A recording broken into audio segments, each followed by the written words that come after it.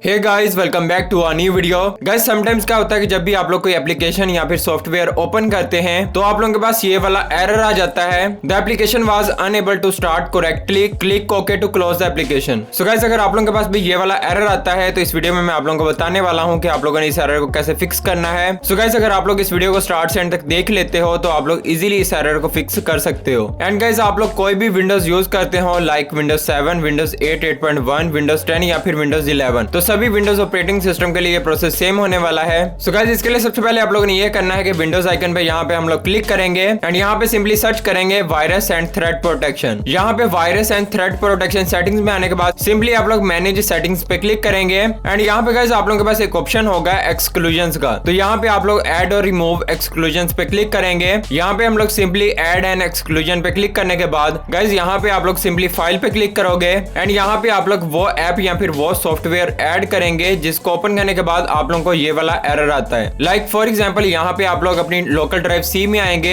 और जो भी सॉफ्टवेयर जिसको ओपन करने पे आप लोगों को वो एरर आता है उसकी एक्जी फाइल को आप लोगों ने यहाँ पे ओपन करना है। लाइक ब्लूस्टैक्स को ओपन करने पे मुझे ये एरर आता है तो सिंपली यहाँ पे मैं ब्लूस्टैक्स की जो एप्लीकेशन वाली फाइल होगी एक्जी फाइल, उसको सिंपली से यहाँ से सिलेक्ट करने के बाद ओपन पे क्लिक कर दूंगा। उसी के साथ गाइस अगर आप लोगों को ये वाला जो एरर है ये मल्टीपल प्रोग्राम्स के साथ आता है तो यहाँ पे आप लोग और भी प्रोग्राम्स ऐड कर सकते हैं। इससे ये फायदा होगा कि विंडो डिफेंडर जो होता है वो हमारे इस प्रोग्राम को डिस्टर्ब नहीं करेगा और हमें ये एरर देखने को नहीं मिलेगा। उसके बाद यहाँ पे गाइस आप लोग विंडोज आइकन पे राइट क्लिक करेंगे, यहाँ पे आप लोगों के पास रन कमांड मिल जाएगी। इसको ओपन करने के बाद सिंपली यहाँ पे आप लोग टाइप करेंगे TEMP और उसके बाद ओके पे क्लिक करेंगे। जितनी भी फाइल्स होंगी इन सभी को सिलेक्ट करेंगे और डिलीट कर देंगे। उसके बाद अगेन से यहाँ पे आप लोग विंडोज आइकन पे राइट क्लिक करेंगे, रन कमांड को सिंपली से हम लोग ओपन करेंगे एंड इस बार गाइस आप लोग टाइप करेंगे %TEMP और अगेन %। सभी फाइल्स को हम लोग सिलेक्ट करेंगे और सिंपली डिलीट कर देंगे। उसके बाद रिसाइकल बिन से भी आप लोगों ने इन फाइल्स को हटा देना है। उसके बाद विंडोज आइकन पे क्लिक करने के बाद सिंपली हम लोग सर्च करेंगे CMD।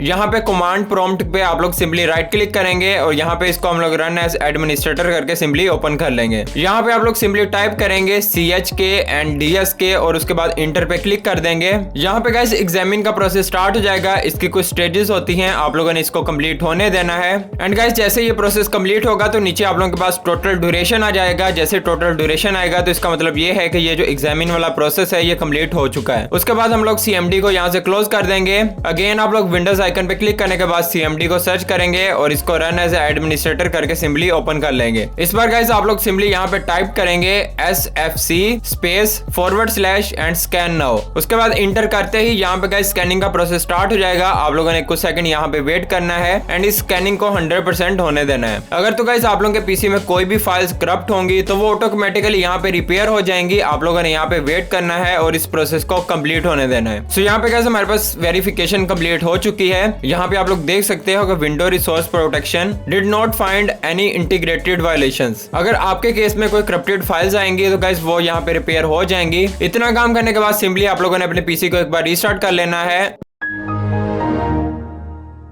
पीसी रिस्टार्ट करने के बाद जब आप लोग उस प्रोग्राम या फिर उस स्पेसिफिक सॉफ्टवेयर को रन करोगे तो गाइस आप लोगों का ये वाला एरर फिक्स हो जाएगा। सो गाइस फिर भी अगर आप लोगों का कोई भी क्वेश्चन हो तो आप लोग नीचे कमेंट सेक्शन में पूछ सकते हैं, तो मैं कोशिश करूंगा कि आप लोगों के हर कमेंट का टाइमली आंसर कर सकूं। सो गाइस अगर वीडियो अच्छी लगी हो तो वीडियो को लाइक कर देना और अगर आप लोग यूट्यूब चैनल पे न्यू हो तो चैनल को सब्सक्राइब करके बेल आइकन को ऑल पे सेट कर देना। मिलते हैं फिर इंशाल्लाह नेक्स्ट वीडियो में, तब तक के लिए अल्लाह हाफिज।